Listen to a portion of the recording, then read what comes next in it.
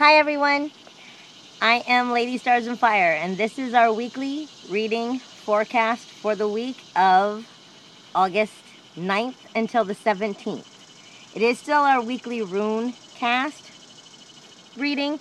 I'm just changing it to our weekly forecast reading, considering I'm also starting to give you information from Spirit, not just from the runes anymore.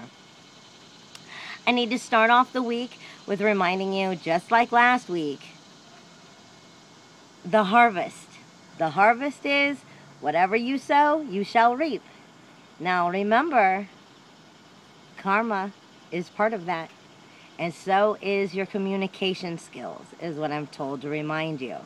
So you will reap what you sow, but that also deals with karma, and that also deals with your communication skills for right now.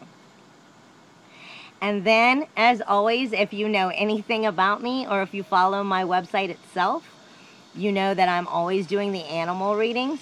I'm a woman of many, many, many totems. I have many animals, and I will always tell you that every animal knows more than you do, darling. I need to bring up to you that there was an animal that showed up 2 days ago. I didn't see the animal. And that is what exactly brought it to my attention that it needed to go into this reading. For the simple fact, it was brought to my attention by somebody who doesn't know that I do this.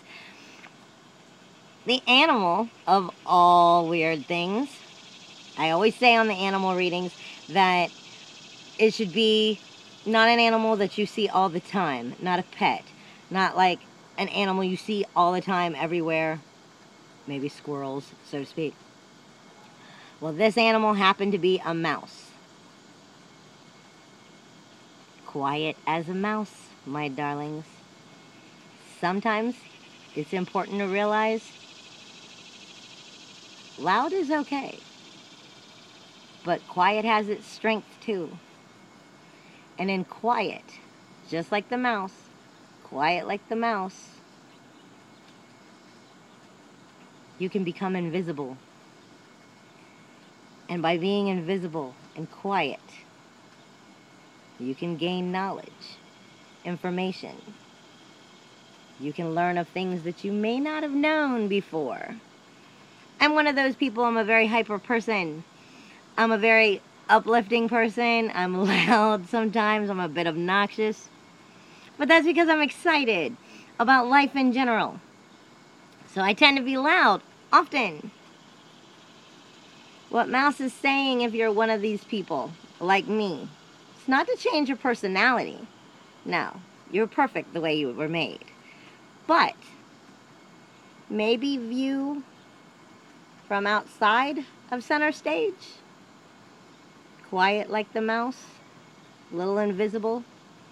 Things will become knowledgeable to you that you are not seeing right now. It will become visible what you are missing. Now, I am also seeing, as I'm speaking to you right now, I'm getting a little bit of pink, which is meaning for sensitivities. Sensitivity can go either way. Sensitivity can be, emotional, happy, uplifting, and love, emotional, or it can be touchy. So I'm getting a lot of sensitivity is going to be coming this week, and I'm getting gray wrapped around it, which for me, gray is an abundance. So you'll either really be receiving a lot of this emotional sensitivity in a good way or a bad way, or maybe a little bit of both. But that's what I'm seeing is the silver with the pinks. Now, to start off the week, before I even did the rune cast, I must bring up to you truth and honesty this week. Whether it's with yourself, whether it's with others, I am getting a lot of truth and honesty. All of my Amazonite stones were like on fire in my hand, so it made it very difficult when I went through the stones. But I still made it through it. This week we are starting out with Induous. This one is Amazonite. This is what I was talking about. All of my stones, this Amazonite is for truth and honesty, but it's also coming in Howlite. And that is for awareness. They're both for spiritual protection and spiritual energy, calming as well, but truth, honesty, and awareness. Induus is the seed. Gestation, the god ing. It is of earth. The world of your inner experiences, virtues, common sense, family, human warmth. It focuses on the need to contemplate. Go inward and let something new take form. Stillness, gestation, of movement in the process are of its issues. It indicates the presence of someone who works with the land or is involved with their spiritual working. It also reveals the need for meditation. No decision without thought. Principle of gestation, again, it is your inner nourishment. Withdraw and allow inner preparation. Suspension of the outer contact. Strengthening of inner resources. The movement between the different states of being. It is achieving your internal growth. Necessary stasises. It is the benefit from your inner focus.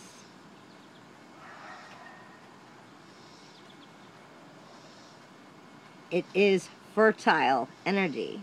It's fertile. Hidden realm. It is of fertile rites, fertile magicking, etc. But, as I've said, I always got to go to my book for everything. And my book Induus is in here twice for specific reasons that I understand. Again, it is fertile. It is freedom. It is also your work, your productivity, your bounty, groundedness, balance. Again, connection with the land. It is your general health and its balance. And then remember, above all, that your wholeness consists of 4 things, honey. It is your physical, your emotional, your mental, and your spiritual self. Those 4 create your one, which is your wholeness. That is what this is all coming down to. Then, the next one, as I gotta go through my book as always, Sowilo. Truth and honesty again. And it is also coming in awareness. Sowilo is the sun wheel. It is air. It is the time of power being available to you. And available to you for changes. It points to revelation of that clear direction. Or the end of your blockage or blockages. Focuses on matters of social or vocational success. Again, I said communication skills this week. Our journey over water, it could show, or it is finding of one's way. It is your navigation rune. It is your guidance. It is your setting goals. It is your pursuing of that path. Your spiritual navigation. It is being the beacon. Light, sun as your light. Loss of the illusion. Loss of the ice. The blockage. The stop. Whatever is blocking your way, basically. Loss of it. End of the stasis. And starting to be of that forward movement. Is the hope, success, achievement, your recognition, your honor. It is education, and it also is of good fortune. And lastly, which will come right down to where I was being told karma was coming into play. But like I said, every week there's always one in the book that seems to have moved around and I cannot locate it. My book is now also trumping. I'm getting EYs, which is normal. EYs. EYs is points to issues of discipline, transforming change in the total need for commitment, may indicate that powerful loss, intuition, great loss, or discontent. Describe situations of denial, deprivation, and hardship. But it is protective. It is that life and death cycles. Death of something, as you're learning to get past it, and becoming that rite of passage into your endurance, your sacrifice, your rites of transformation. It is the release of your latent power. Essential polarities of both light and dark, though. It is resilience to those greater cycles of life. It is that power companion of walking that path. May feel like it is that only choice, though. This has been coming up a lot for us. E-Wise has. And that's been a lot of denial things that we've been having to work through. So I'm not surprised that the book threw it out at us. And lastly, but definitely not least, as soon as I can find it, it's Jebbo. I just don't know where Jebbo has disappeared. And I will never tell you about any of the runes without finding it in my book. Because sometimes I'm highlighted to specific areas. And I don't ever want to get that wrong. So, because sometimes I'm told, this part of Jebbo, yes. This part of Jebbo, no. So, that is why I'm persistent on that. This one is coming distinctly in awareness. Jebbo is. It is the gift, the gifting price, exchange, and it is fire. It focuses on hospitality and generosity. Things given and received. It may also indicate someone who is somehow controlled or feeling like they are kept hostage in a situation by people. This would be the lack of that give or take in this situation.